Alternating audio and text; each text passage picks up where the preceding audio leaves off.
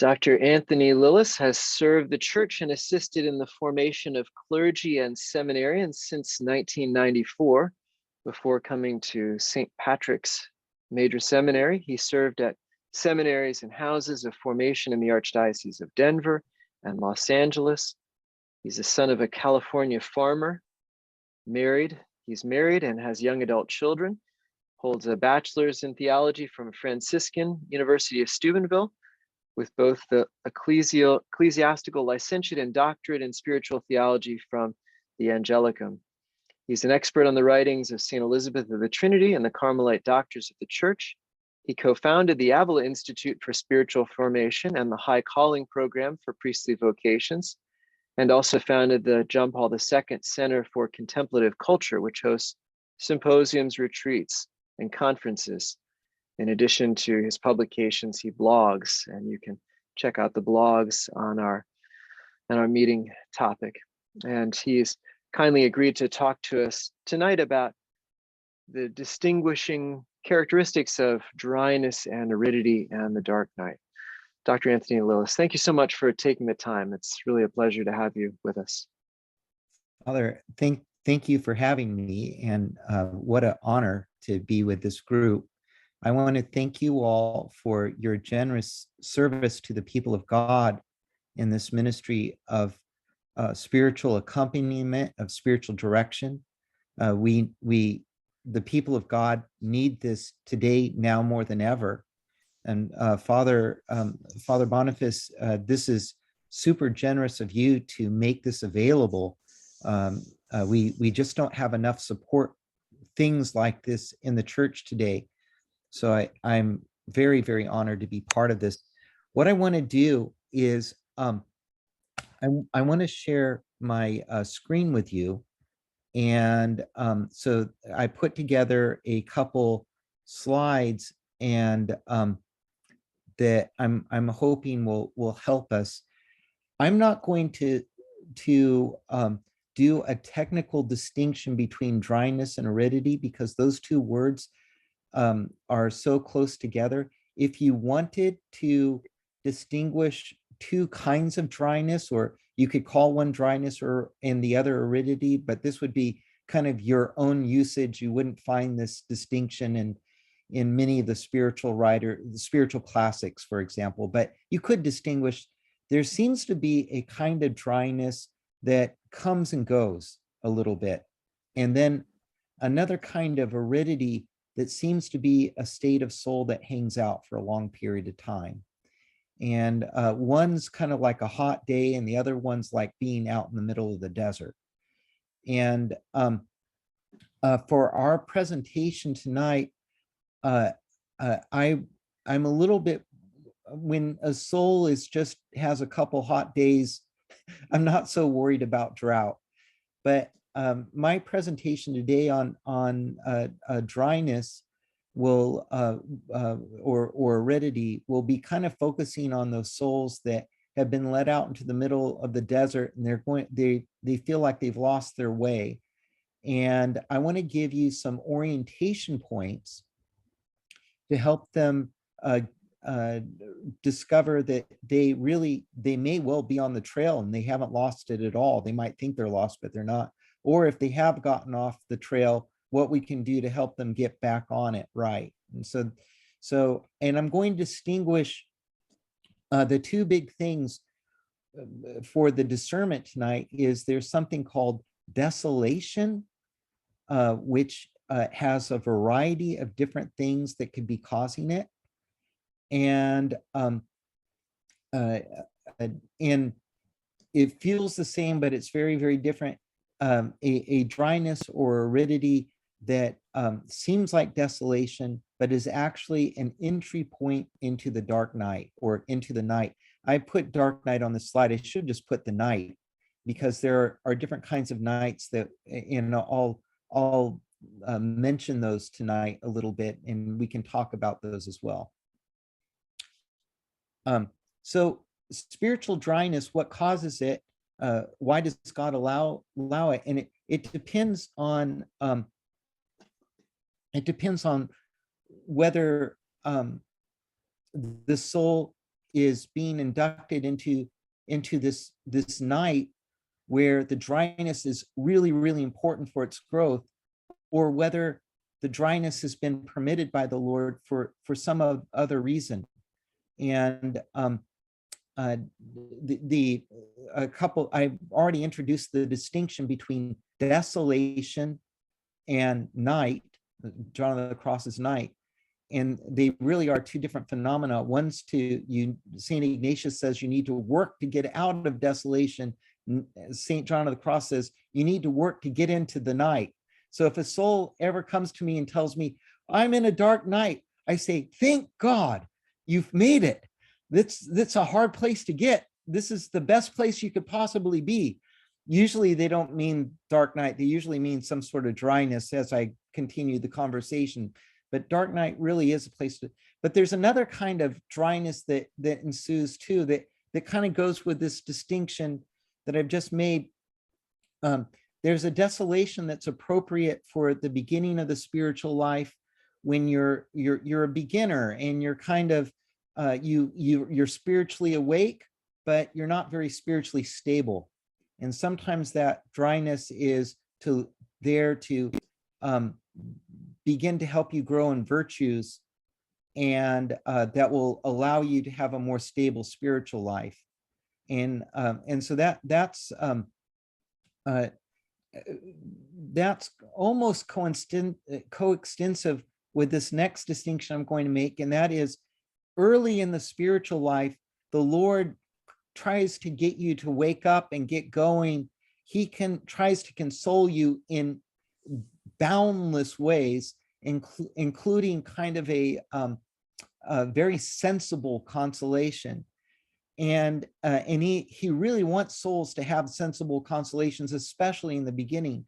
But the problem with a sensible consolation is that he can only communicate so much of his love through a sensible consolation. In order for a soul to receive a greater inflow of his love, or a greater fullnesses, and be able to enter into deeper silences, he's going to withdraw them from the consolation. And so the consolations, Teresa of Avila, she and well, John of the Cross too, likens it to a mother's milk. Those are the sensible consolations. And the Lord is going to withdraw you from the mother's milk and give you another kind of grace called the spiritual delight. But in order to receive the spiritual delight, you need to be withdrawn from this sensible consolation. And otherwise, your spirituality stays far too carnal.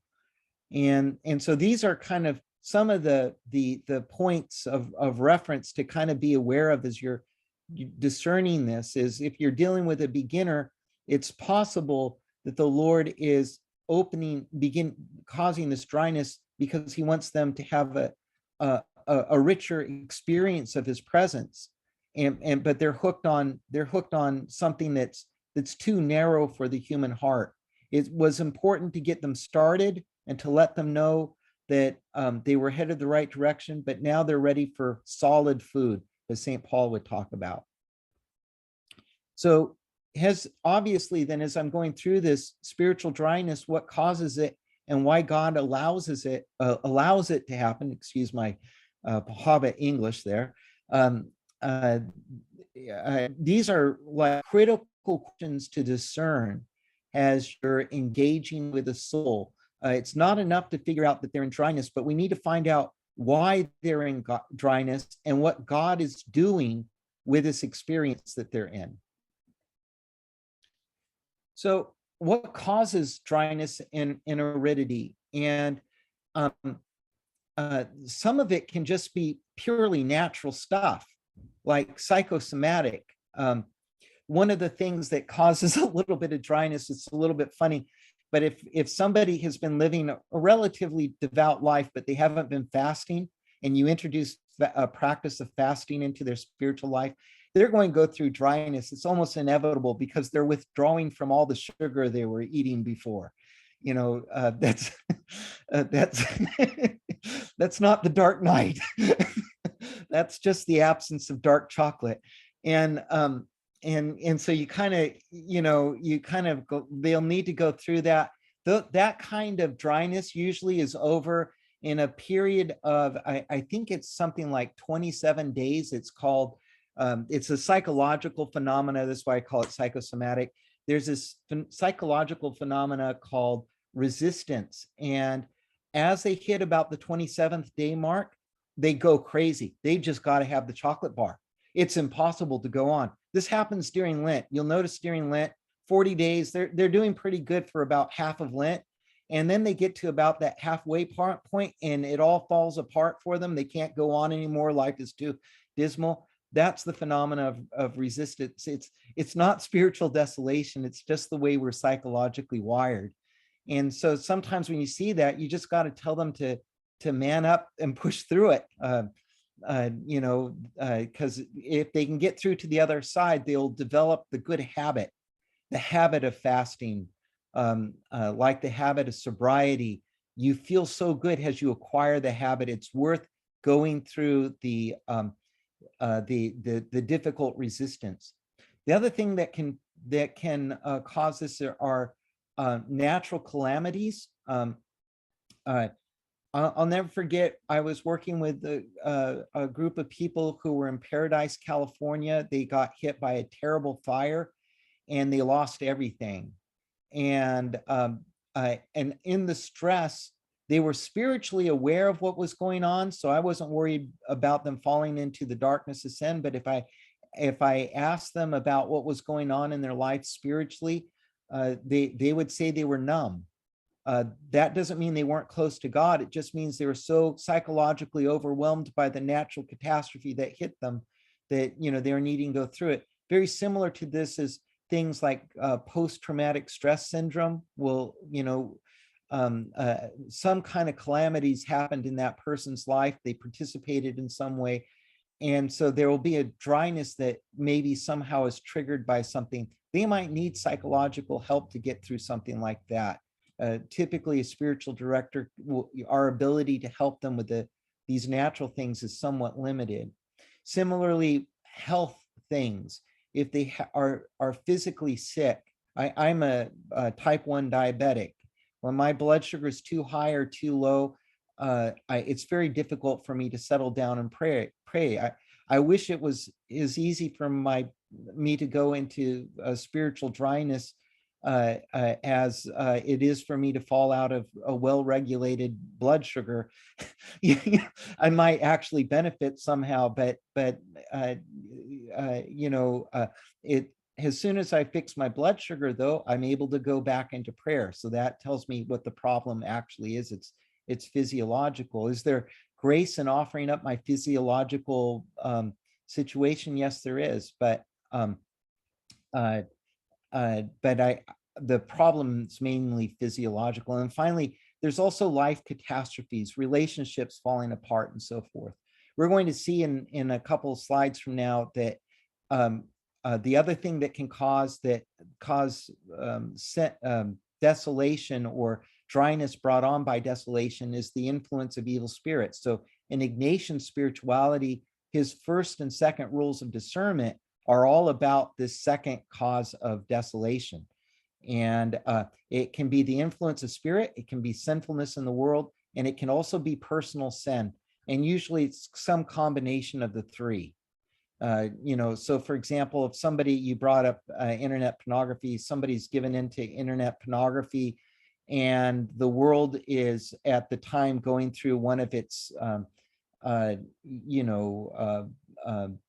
a period of sexual craziness, the evil spirit's of course going to use that and try to discourage somebody spiritually, and so that requires a kind of a particular answer, and we'll look at the answers in just a minute. And then finally, there's the secret purposes of God. And in the secret purposes of God, there's sometimes he uses a desolation to teach some things, but there's also sometimes where what seems to be dryness is actually something wholly different. And that's what we want to try to pay attention to tonight.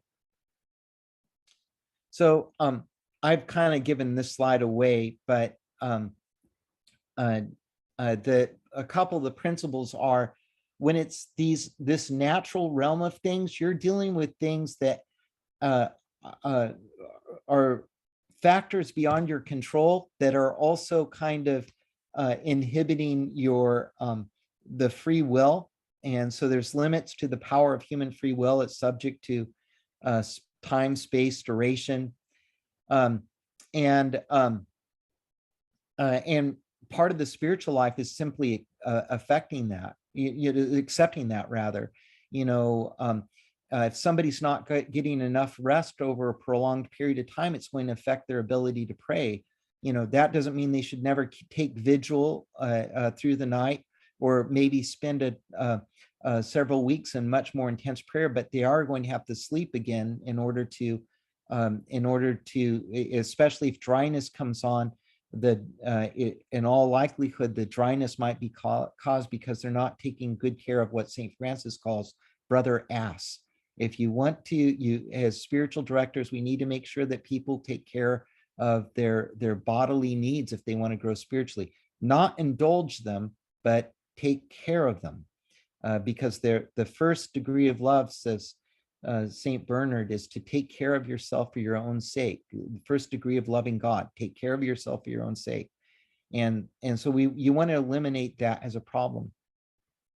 Um, uh, in this thing, I've said that the free will is limited, but it's not completely removed. And so there are things that the person can do to get out of this. For example, if they're not sleeping enough, maybe they can sleep. I had problems with seminarians sleeping on the floor and then, not being awake for class. So I had to tell seminarians, as laudable as it is to sleep on the floor, please use your beds, so they fulfill their duties and their state of life. And the third thing I say as a general thing is, usually, even in severe illness, somebody who's bedridden, or um, if you can get someone to take their eyes off themselves and put their eyes on the plight of others, even including offering up their sickness to intercede for others,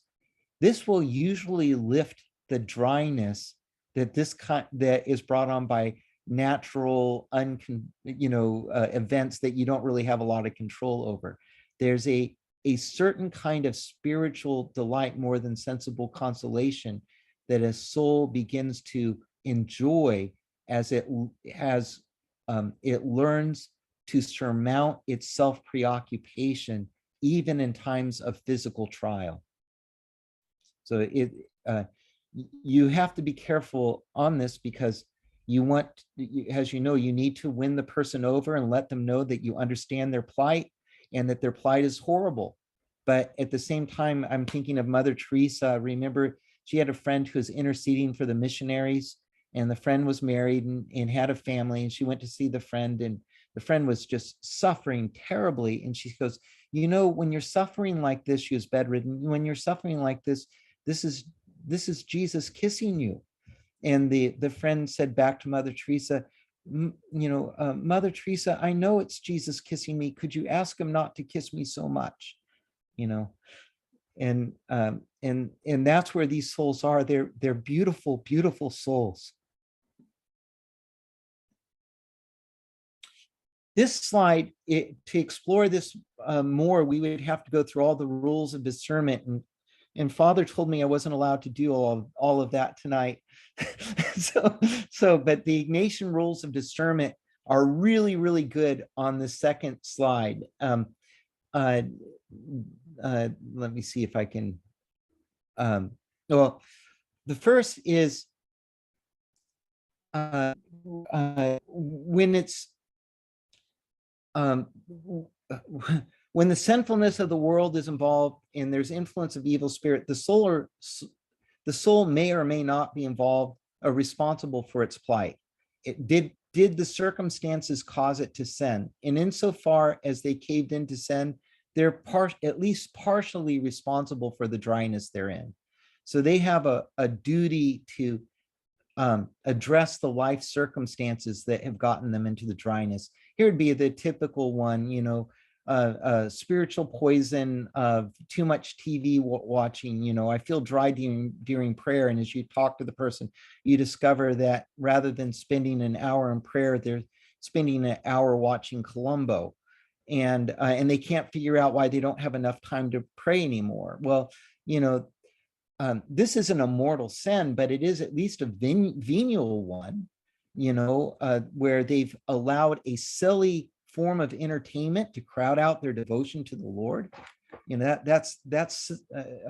They've gone into foolishness, and so they're going to need to choose to go act against the foolishness of spending that much time with entertainment and reinvest themselves. They've got to make this inner thing. So Father's taken a vow. Father Boniface has taken a vow called conversatio morum.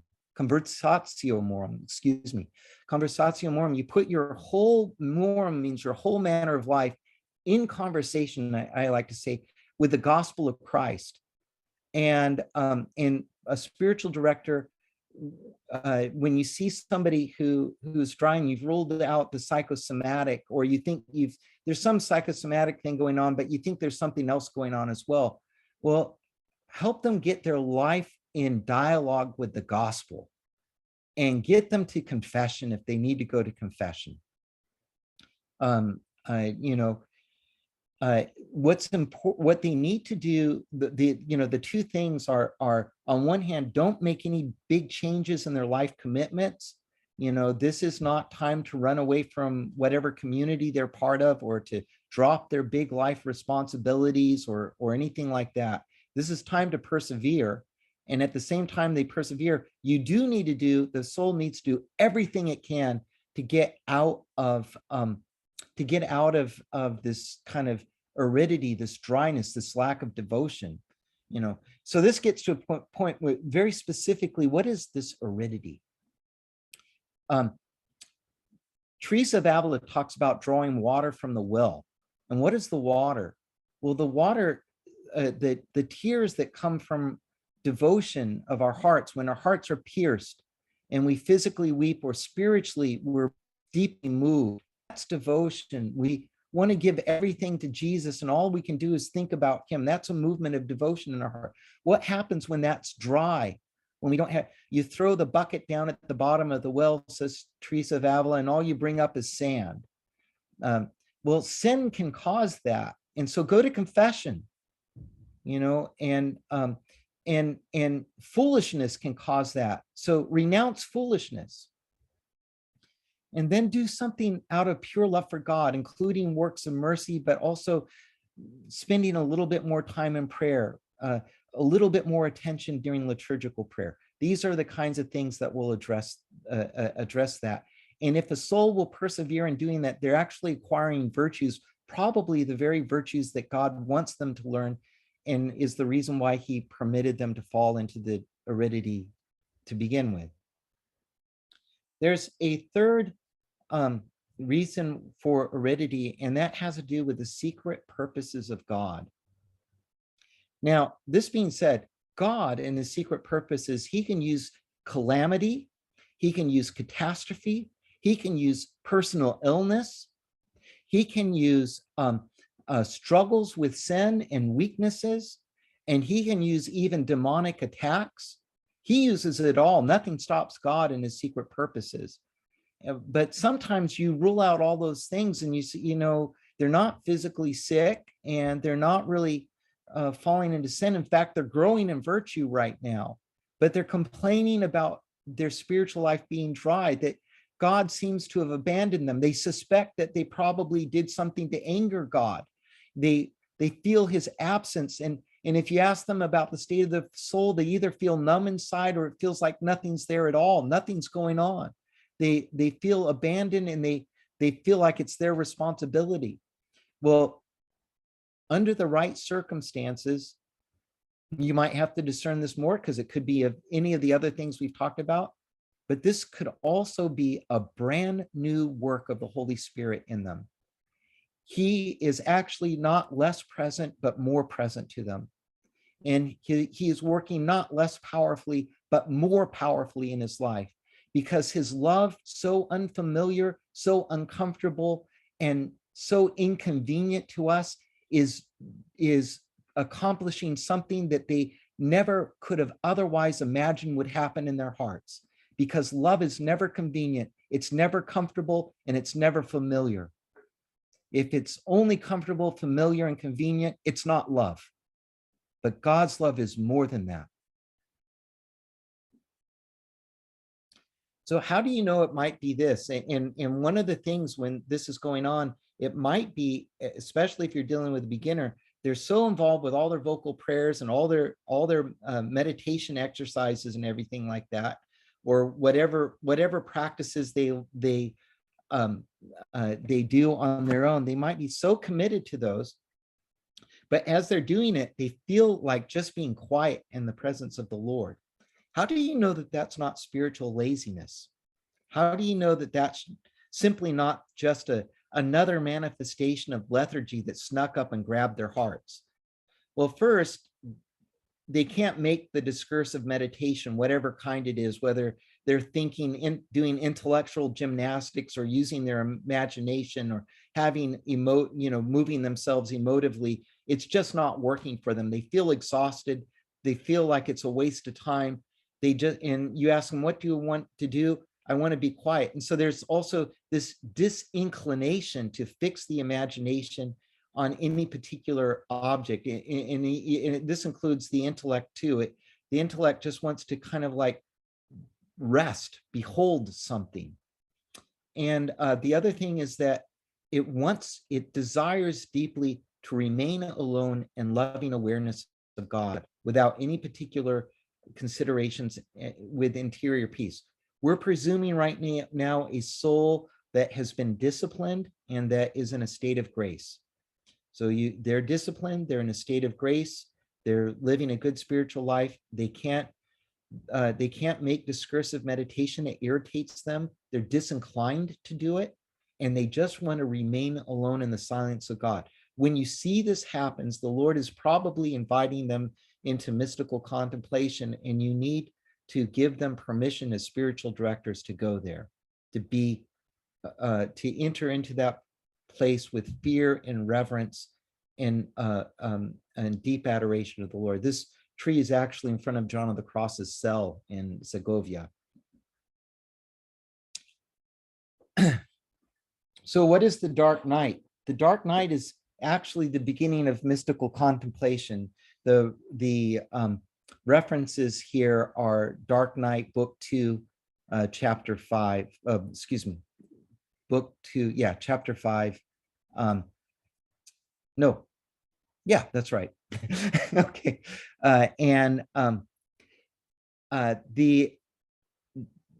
Just a few moments of this kind of prayer does a lot more than all their spiritual exercises combined for years can do. Just in a single moment, his love does something so powerfully. What the Lord's doing is reconstituting their interiority, and that's why it's so hard on them and it feels so dry. They're actually not dry.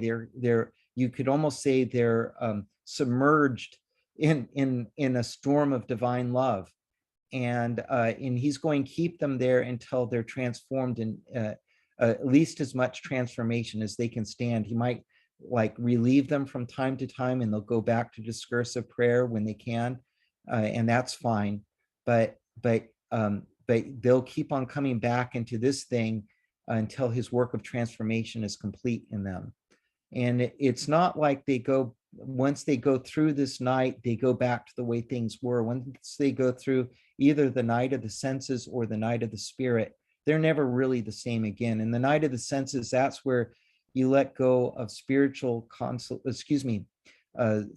consolations, and you're opened up to spiritual delights. And then the second night, the night of the spirit, is even more difficult, but it transforms you so that even though you may experience more spiritual delights in the future, you're so hungry and so given to the love of God that you don't care what you get or what you don't get anymore. You just want to be with him.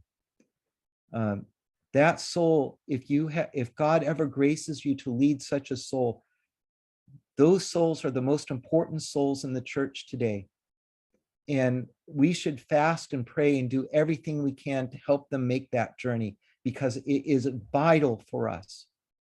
They are the heart, they are the lifeblood of the church. And the Lord blessed you and in all your imperfections and everything else to help this one make a little bit of progress. What a great and immense honor that the Lord has given you.